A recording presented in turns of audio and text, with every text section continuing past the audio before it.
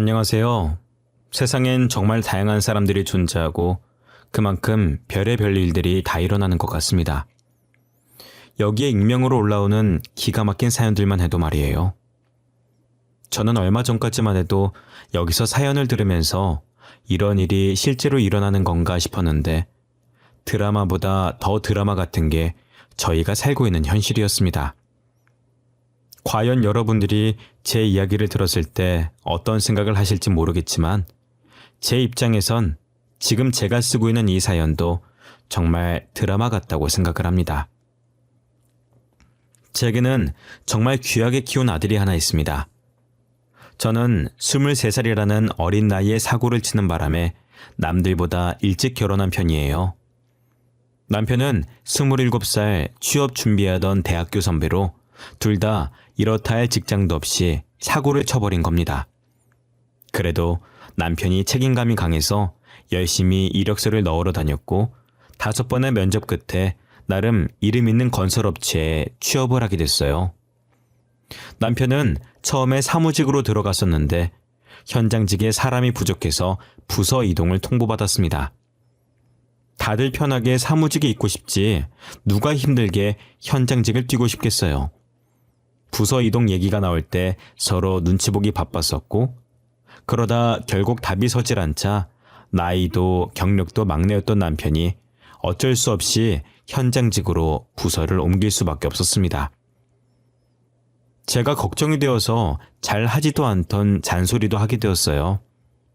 하지만 남편은 제 잔소리에도 애써 웃어 보이더라고요. 아니, 아무리 늦게 입사하고 막내라지만 왜 자기들 마음대로 부서 이동을 시키고 그래? 자기들이 하기 싫은 일이면 우리도 하기 싫은 게 당연한 거 아니야? 그래도 어쩌겠어. 할 사람이 없다잖아. 그리고 우리가 찬밥 더운밥 따질 때가 아니잖아. 돈만 되면 뭐든 괜찮아. 나는 월급 더 많은 게 좋아. 당신이랑 애기만 먹여 살릴 수 있다면 말이야. 나는 당신이 걱정돼서 그런 거지. 그럴 거면 애초에 현장직으로 사람을 뽑든가 사무직으로 뽑아놓고 현장직으로 가라고 하면 어쩌라는 거야 정말.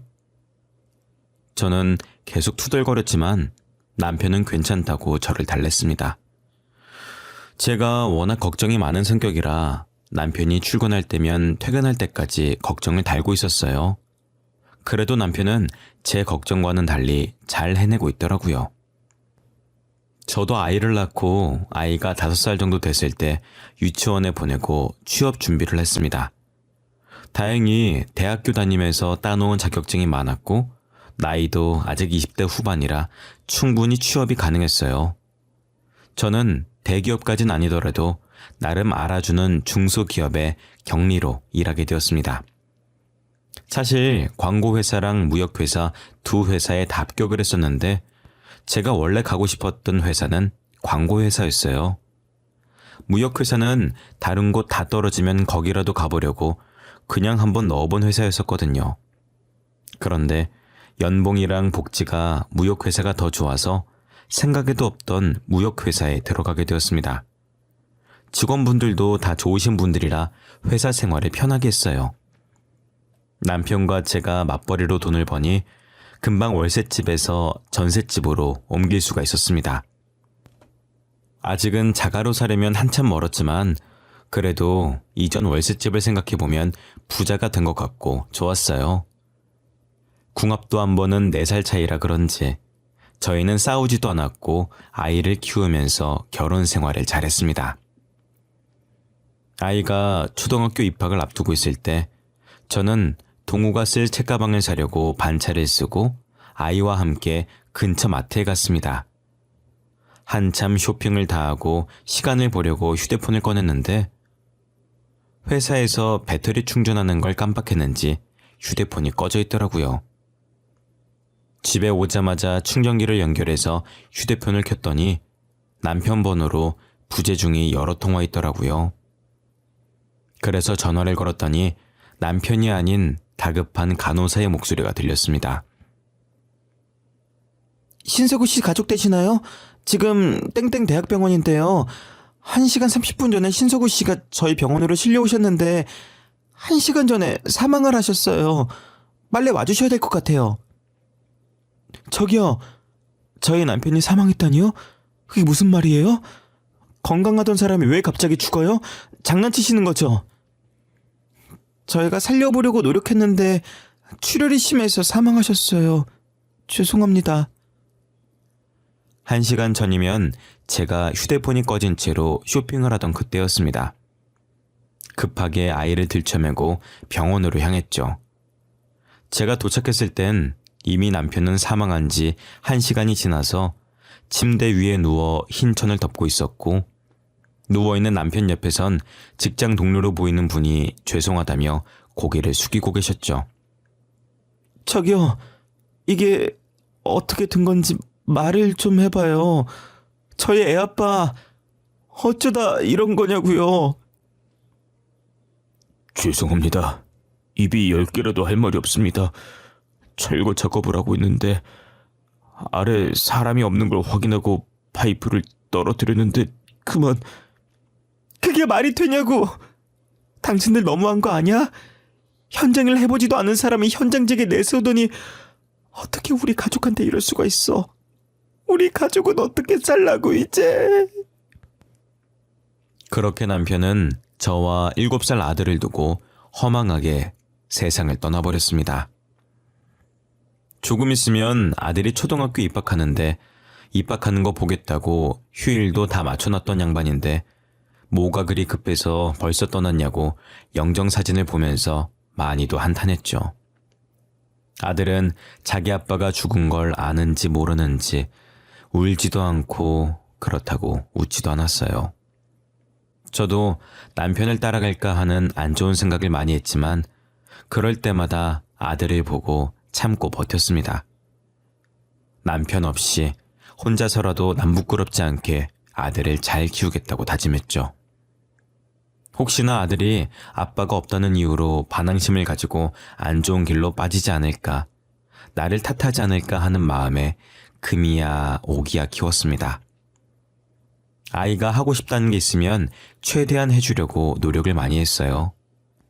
아빠가 없어도 사는데 여유가 있으면 나쁜 길로 빠지지 않을 거라 생각했거든요.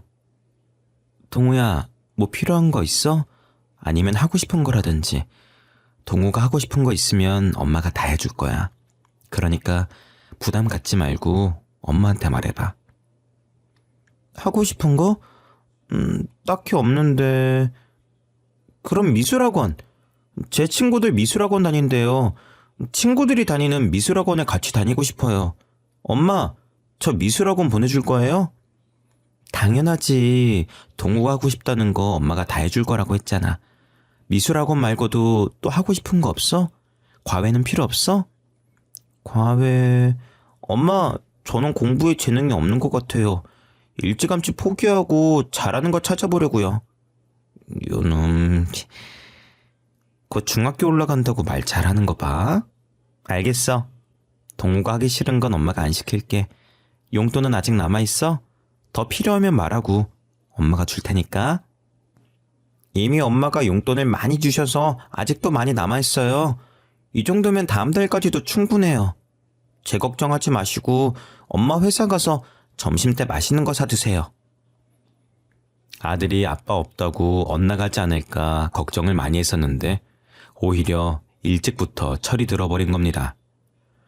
고작 초등학교 6학년 다니고 있는 아들이 자기 걱정은 하지 말라면서 되려 제 걱정을 하더라고요. 남편을 쏙 빼닮았는지 벌써부터 생활력이 강해서 용돈을 쪼개서 쓰고 알아서 모으고 있었어요. 게다가 책임감도 강해서 벌써부터 엄마를 지키겠다며 의젓한 모습을 보이니 기특하기도 하면서 한편으로는 또래답지 않은 행동을 하는 게 제 탓 같아 미안했습니다. 아들은 다행히 중학교, 고등학교를 가서도 나쁜 길로 빠지지 않았고 사춘기도 없이 잘 커줬어요. 게다가 중학교에 들어가면서부터 제 일을 잘 도와주곤 했습니다. 베란다에 널려있는 빨래들 걷어서 개면 되는 거예요? 제가 만져봤을 땐 다 마른 것 같아요. 놔둬. 내가 할게. 학교에서 공부하느라 힘들었을 텐데 뭐하러 그래. 우리 아들은 소파에 앉아서 TV 보고 계세요. 이런 건 엄마가 다 알아서 할게. 아니에요. 제가 도와드릴게요. 엄마도 밖에서 일하고 오느라 힘들었을 거 아니에요. 저보다는 엄마가 더 힘들죠. 빨래 개는 게 어려운 것도 아닌데요, 뭐. 아들은 제가 하지 말라고 말려도 빨래 개는 거며 설거지며 자신이 할 수 있는 선에서 어떻게든 저를 도와주려고 했습니다. 그렇게 착하디 착한 저희 아들은 성인이 되었고 명문대도 졸업했어요. 학생 때 미술 배웠던 걸 살려서 미대에 입학을 했고 장학금을 받으며 다녔었습니다. 그리고 졸업 후 혼자서 패션 디자인 쪽 공부를 하더니 그쪽 업계로 취업을 하더라고요. 제가 패션 쪽을 잘 몰라서 모르지만 아들이 만든 옷을 연예인들이 종종 입고 나오고 한다고 하더라고요. TV를 보다가 아들이 저거 자신이 만든 옷이라고 말하면 괜히 신기하고 뿌듯했습니다. 이제 아들이 어느 정도 나이를 먹었고 한 해가 지날수록 결혼 걱정이 들었어요. 결혼을 안 할까봐 걱정된 게 아니라 벌써 결혼한다고 하면 어쩌지 하는 걱정이 컸습니다. 아직은 아들을 다른 사람에게 보내기 싫었고 아들이 결혼하는 상상을 하니 눈물이 날 정도였죠. 최대한 늦게 결혼하길 바랬지만 아들은 제 신경도 모르고 결혼할 여자가 있다면서 제게 소개해주고 싶다고 하는 거예요. 어머니, 저 어머니께 소개해주고 싶은 사람이 있어요. 그 사람이랑 결혼까지 생각하고 진지하게 만나고 있어요. 너 이제 28살밖에 안 됐어. 아직 한창이야. 30살 넘어서도 결혼할 여자가 줄을 설 텐데. 얼마나 아들이 푹 빠졌길래 엄마를 두고 벌써 결혼하려고 그래.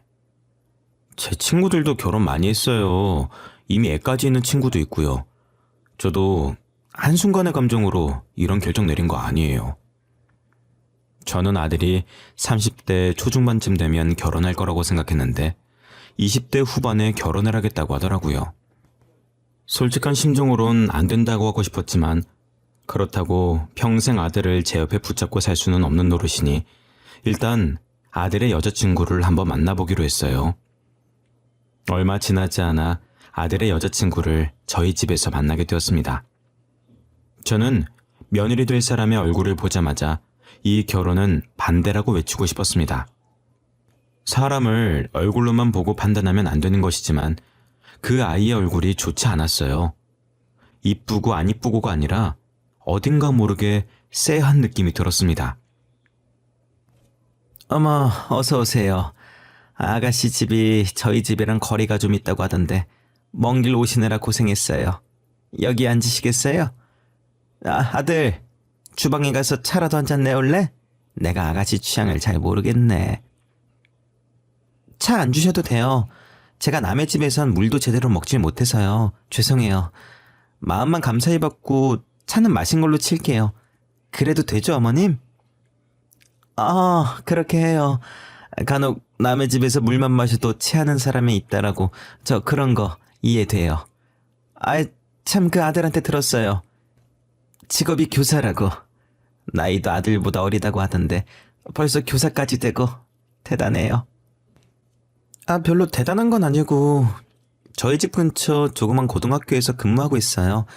어머님 죄송한데 이번 주 학부모 상담주였는데 일부러 시간 뺀 거라 실례가 안 된다면 일찍 나가봐도 괜찮을까요? 그렇게 해요. 우리가 괜히 바쁜 사람 잡아뒀네. 우리는 괜찮으니까 얼른 가봐요. 며느리는 말은 정중하게 착하게 하는 것 같은데 약간 예의가 없달까 어딘가 애매모호한 태도였어요. 솔직히 며느리 직업이 교사라고 하면 두말할 것도 없이 좋았죠. 하지만 며느리에게 풍겨오는 쎄한 느낌을 무시할 수가 없겠더라고요.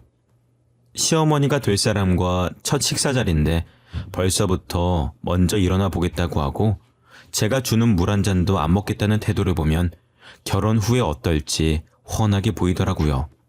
저는 아무리 직업이 좋고 돈을 잘 벌어도 사람 됨됨이가 좋지 못하면 결혼시키고 싶지 않았습니다. 그 아이가 간 뒤 한참을 생각하다가 아들에게도 이 결혼은 아닌 것 같다고 말했어요. 아들, 꼭 그 아가씨랑 결혼을 해야 되겠어? 엄마가 봤을 땐 좀 아닌 것 같은데 인상이 너무 안 좋아. 아까 보인 태도도 그렇고. 제발 엄마를 봐서라도 결혼 다시 한번 생각해보면 안 되겠니? 엄마가 잘 몰라서 그런 거예요. 원래 수진이가 낯을 좀 많이 가려서 그런 거지 심성은 착한 애예요. 그리고 아까는 제가 바쁜 애 붙잡아 두긴 했어요. 원래 시간 안 된다고 했는데 제가 억지로 데리고 온 거거든요. 그래. 그래도 엄마가 볼 땐 영 아닌데 이 결혼 꼭 해야겠어? 나중에 너가 잡혀 살 것 같아서 그래. 나는 잘 지내는 모습을 보고 싶지 누구 하나 잡혀 사는 거 보고 싶지 않아. 에이, 엄마. 괜한 걱정하시는 거예요. 저희 사이 엄청 좋아요. 엄마, 저 못 믿으세요? 저 이제껏 언제 엄마 속 썩인 적도 없잖아요. 그러니까 이번에도 아들 한번 믿어보세요. 저는 어떻게든 아들의 결혼을 말려보려고 했지만 아들이 너무 완강했어요. 아들이 이제껏 자기가 속 썩인 적 있냐고 하는데 반박할 말이 없더라고요. 지금까지 커오면서 제게 반항 한 번 한 적 없고 잘못된 선택한 적 없는 아이였거든요. 그래서 어쩔 수 없이 아들을 믿고 결혼을 허락했습니다. 상견례를 할 때 사돈네를 보니까 사이가 엄청 좋고 되게 인자해 보이시더라고요. 자식은 부모의 거울이라고 부모를 보면 자식이 어떤지 보인다고 하잖아요. 저는 사돈의 성격이 너무 좋아서 며느리도 그걸 보고 배웠겠구나 싶어서 날 세웠던 걸 조금 가라앉혔습니다. 며느리가 결혼한 지 반년 만에 제게 아들을 쏙 빼닮은 손자를 안겨주더라고요. 아이가 생기면서 육아에 전념하기 위해 며느리는 교직을 내려두고 전업주부가 되었습니다. 원래는 며느리가 다니던 학교 근처에서 신혼집을 구했어서 저희 집과는 거리가 먼 곳에서 살고 있었어요. 그런데 둘째를 낳고 아이가 어느 정도 크자 저희 집 근처로 이사를 오겠다고 하더라고요. 어머님, 지우가 중학교 들어가고 시우 초등학교 들어갈 날이 얼마 남지 않아서 학교 알아보다가 어머님 집 주변에 학군 좋은 학교들이 많더라고요. 그래서 시댁 근처로 이사 가려고 하는데 괜찮을까요? 그렇게 해. 너네가 좋으면 이사하는 거지. 나한테 물어볼 필요가 뭐 있니? 나는 오히려 손자 자주 볼 수 있어서 좋은데 이사하는 날 말해줘. 내가 가서 도울 거 있으면 도와줄게. 정말 감사해요. 그럼 집 알아보고 이삿 날에 다시 연락드릴게요. 며느리가 뭐가 그래도 급했던 건지 저와 전화한 지 얼마 지나지도 않았는데 벌써 집을 구해서 저희 집 바로 옆동 아파트에 이사를 온 겁니다. 아들에게 왜 이리 일찍 이사 왔냐고 하니 며느리가 미리 이사 와서 아이 엄마들이랑 친해져야 한다고 그래야 사교육 정보를 얻을 수 있다고 해서 이사를 서둘렀다고 하더라고요. 저는 아들을 그렇게 유난스럽게 안 키워봐서 이해가 잘 되진 않았지만 교사 출신인 며느리가 어련히 알아서 잘할까 하는 생각에 이해해보려고 노력했습니다. 그런데 며느리가 이사를 하고부터 제게 아이들을 맡기는 일이 종종 있더라고요. 첫째야 중학교 들어가면서 학원까지 다니게 돼서 늦게 오지만 둘째 손주는 아직 초등학생이라 방과 후 수업 마쳐도 3시 전에는 집에 도착하거든요. 그런데 매번 며느리가 얼굴은 안 비추고 전화로 이런저런 핑계를 대면서 둘째 손주를 맡기더라고요. 어느 순간부터 둘째 손주의 학교는 아들네 집이 아니라 저희 집이 되어버렸습니다. 어머님 죄송해요. 이번에도 저희 막내 잘 부탁드릴게요. 믿고 맡길 사람이 어머님밖에 없네요. 제가 급하게 학부모 간담회가 잡혀서 말이에요. 다들 일한다고 오늘 아니면 시간이 안 된다고 해서요. 아가, 너 며칠 전에도 학부모 독서회 가야 된다고 막내 우리 집에 맡겨두고 가지 않았니? 어머님, 그건 학부모 독서회고요. 이번엔 간담회예요. 독서회랑 간담회는 다른 거예요. 금방 올 거니까 잠깐만 봐주세요. 진짜 죄송해요. 제가 간담회 맞추면 바로 데리러 올게요. 너 이러려고 여기로 이사 온 거지? 학구는 핑계고 일부러 나한테 애 맡기려고 우리 집 근처로 이사 온 거 아니야? 한두 번도 아니고. 이게 지금 대체 몇 번째야? 어머님 손주들이잖아요. 그럼 며느리 바쁠 때 한 번씩은 봐줄 수 있는 거 아니에요? 제가 놀러 가는 것도 아니고 지후 미래를 위해서 이렇게 발에 불나게 따라다니는 건데 이해 못 해주세요? 아휴, 알았다. 이번이 진짜 마지막이야. 7시 안엔 올 수 있는 거지? 나도 근처에 나갈 일이 있어서 7시에 나가봐야 돼. 그럼요. 무슨 일이 있어도 7시까지 꼭 갈게요. 감사합니다, 어머니. 저는 말로는 며느리를 이길 수가 없어서 매번 제가 아이를 맡아주고 있었어요. 제가 단순히 손주 봐주는 게 싫어서 며느리한테 이러는 게 아니었습니다. 당연히 아들 빼닮은 손주를 보면 너무 귀엽고 사랑스럽죠. 하지만 손주를 봐주고 나면 며느리에게 잔소리를 어마어마하게 듣습니다. 제 친구들은 며느리가 고생한다고 용돈이라도 찔러주면서 맡긴다던데, 저도 돈이라도 주고 애를 맡기면 어떤 잔소리를 하던 기분이 이렇게 나쁘진 않을 거예요.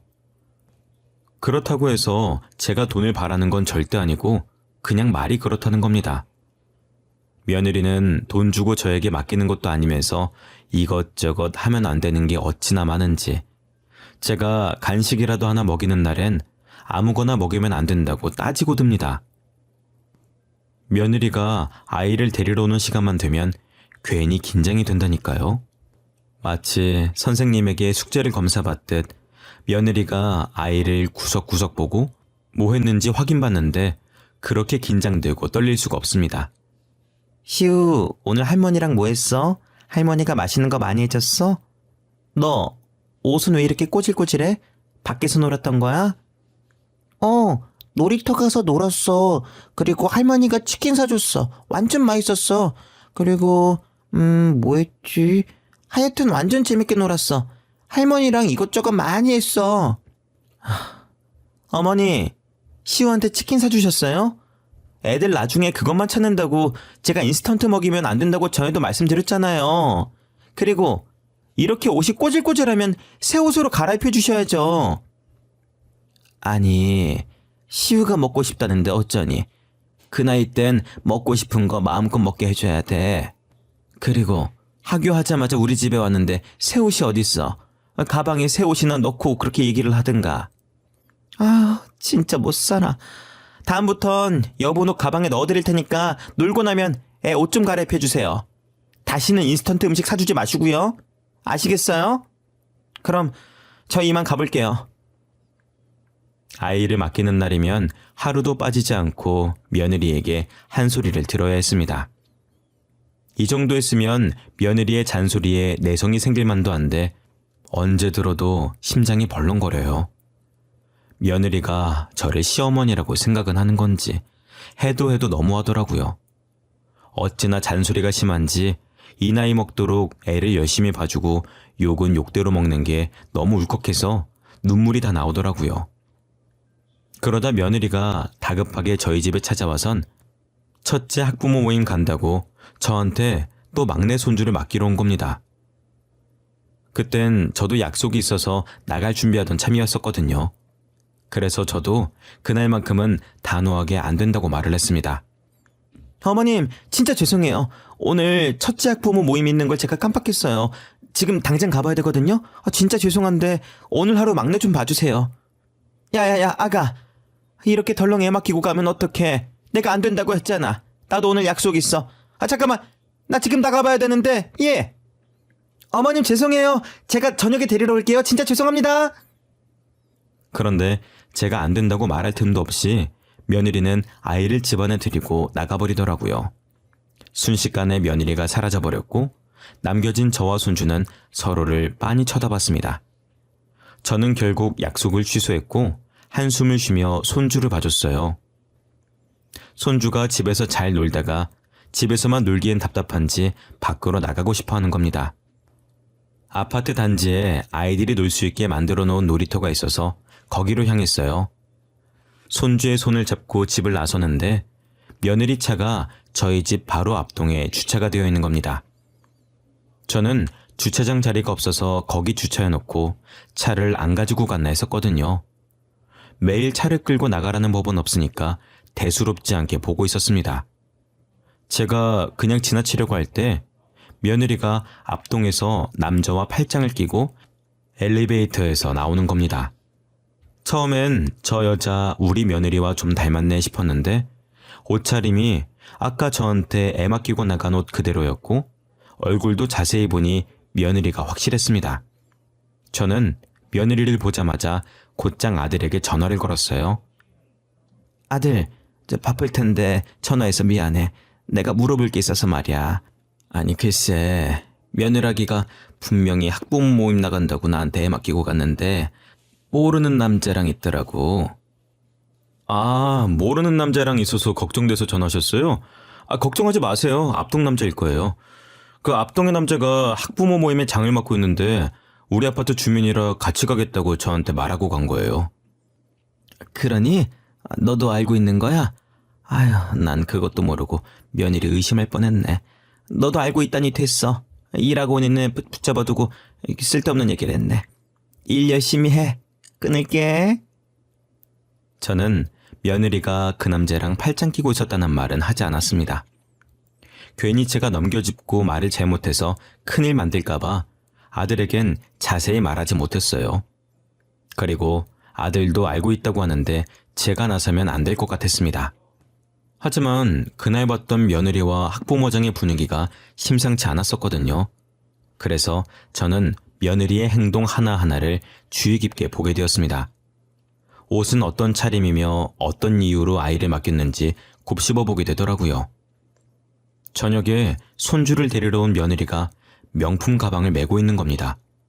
저는 그 명품 가방을 유심히 봤고 한동안 계속 그 가방을 메는 것 같아 보였어요. 그러다 문득 생각이 든 게 일도 안 하면서 무슨 돈으로 저걸 샀나 싶더라고요. 혹시나 아들이 사준 건가 싶어서 아들에게 물어봤습니다. 아들, 요즘 지우가 들고 다니는 명품 가방 말이야. 그 무슨 돈으로 산 거니? 딱 봐도 비싸 보이던데 요즘 며느리가 따로 일하는 거 있어? 명품 가방이요? 뜬금없이 무슨 명품 가방이요? 지우가 명품 가방이 어딨어요. 저한테 생활비 받아가는 사람인데 그럴 돈 없을걸요? 그리고 어머니 가방 브랜드 잘 모르시잖아요. 그냥 착각하신 거 아니에요? 아니야. 분명히 명품 가방이 확실해. 그렇게 유명한 브랜드를 내가 모를 리가 없지. 그리고 내가 저번부터 찝찝했는데 아무래도 지우가 그때 본 그 학부모장이랑 바람피는 것 같아. 분명히 팔짱까지 끼고 있는 걸 내 두 눈으로 똑똑히 봤단 말이지. 그 가방도 그놈이 사줬구만 그래, 응? 팔짱을 꼈다고요? 확실히 그 남자랑 지우랑 팔짱 끼고 있었어요? 일단 알겠어요, 어머니. 아들은 제 말을 듣더니 굳은 목소리로 전화를 끊더라고요. 그러더니 며칠 뒤 다시 아들에게 연락이 온 겁니다. 제 말을 듣고 아들도 찝찝한 기분이 들어서 며느리 차 블랙박스를 확인했다고 하더라고요. 어머니, 저번에 지우가 바람피는 것 같다고 하셨잖아요. 진짜 둘이 바람핀 거 맞더라고요. 블랙박스 삭제한 건지 찍힌 영상은 없었는데 내비게이션에 땡땡대학교가 찍혀 있었어요. 땡땡대학교? 그 대학교는 왜 찍혀 있다니? 설마 앞동 남자 직업이 교수라니? 아니요. 대학생이었어요. 그래서 아내 뒤를 쫓다가 그놈이랑 둘이서 호텔까지 가더라고요. 알아보니까 둘이 클럽에서 만난 것 같더라고요. 그동안 돈 많고 어린 저 남자랑 사귀고 있었어요. 그럼 이때까지 학부모 간담회다 독서회다 하면서 나한테 애 맡긴 게 다 거짓말이었고 그놈이랑 놀아나느라 그랬다는 거야? 전화를 끊고 애들 집으로 갔더니 아들만 있고 또 며느리는 없더라고요. 아들은 며느리를 미행해서 목격한 모든 장면을 찍어두고 제게 보여줬습니다. 며느리의 차에 상간남이 동성한 것부터 호텔에 같이 들어가는 것까지 믿고 싶진 않았지만 진짜 바람이 폈더라고요. 어떻게 애도 둘씩이나 있으면서 대담하게 바람이 핀 건지 충격적이라 말이 안 나왔습니다. 며느리한테 당장 집으로 들어오라고 전화로 불렀습니다. 며느리는 왜 말도 없이 왔냐며 바쁜 사람 오라가라 한다고 투덜거리면서 집 안으로 들어오더라고요. 죄의식은 가지고 있는 건지 스스로 실토할 기회를 주고 싶어서 불렀더니 아주 뻔뻔 그 자체였습니다. 너 지금 어디 갔다 오는 길이야?